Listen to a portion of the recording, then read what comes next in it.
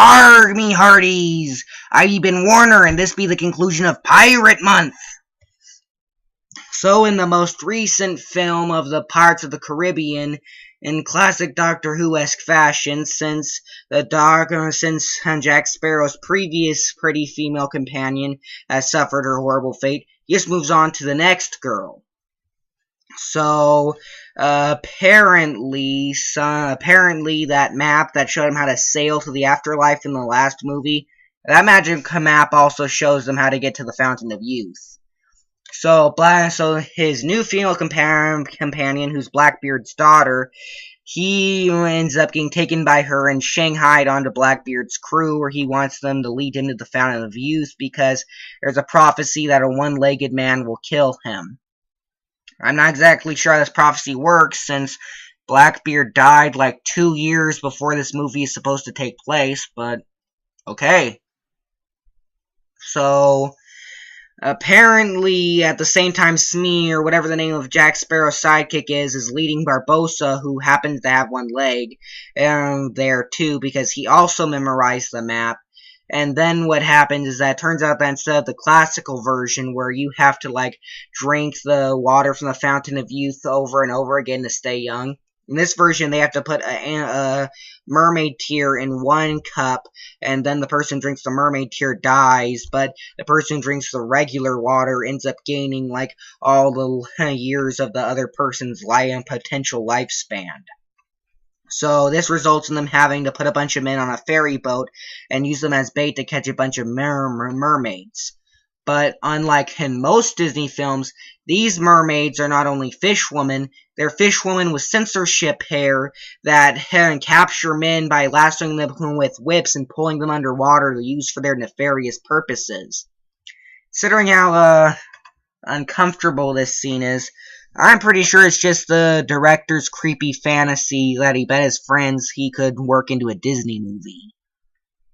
So apparently there's some Christian dude who was a missionary on a ship they took over, and they think it would be some bad mojo from God to kill him, so they take him along, and he ends up making friends with a mermaid, and they trick her into crying. So then, in the long story short, they all end up at the Fountain of Youth with the mermaid tear they need and everything, and whatever the name of Jack Sparrow's sidekick is, leads Barbossa, who's working for the English police now over there, and then eventually they end up fatally poisoning Blackbeard and his daughter. Because I'm not exactly sure he had a daughter, but history.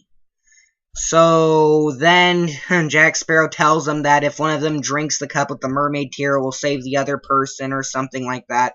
So then Blackbeard tells his daughter to drink the mermaid tear, but it turns out that he switched out the cups on them so that she would live instead of him.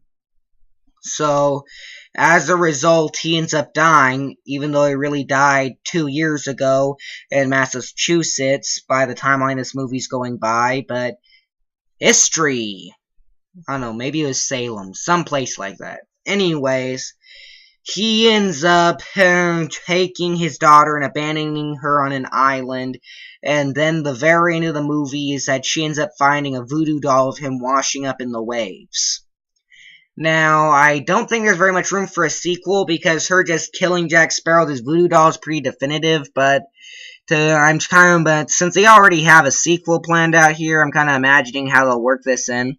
I imagine Jack Sparrow walking into a clinic being like, "I'm telling you, doctor, it's the weirdest thing. Every day at exactly 2 p.m., I feel this weird thumping sensation on the back of my neck." Ah, there it is again! I hope you enjoyed the show. Now it's time for Ask Mildred! Part of the show where you, the fans, write in and ask Mildred for advice. Irving from Minnesota writes, "Dear Mildred, I am the marketing director for our wonderful line of pencils. My problem is that it's hard to make a pencil look new and interesting because pencils have been around for a very long time. Recently, we tried to up the excitement factor of our pencil by making a commercial featuring a bikini model riding with one of our pencils. We also tried having Michael Jordan play an exhibition game of basketball with one of our pencils behind his ear, but it had no effect on sales. And tried to get other celebrity endorsements, but the Kardashian sisters refused to make our brand their official designer pencil. I'm thinking about putting little glittery bits in our pencil leads to make them more exciting. But I'm worried that we will lose some loyal customers by making big changes like that. What do you think, Mildred? Should I keep trying new things, or should I just give up and go into something fancier like crayons? What do you think, Mildred?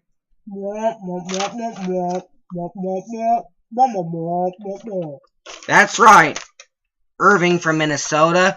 You take that advice.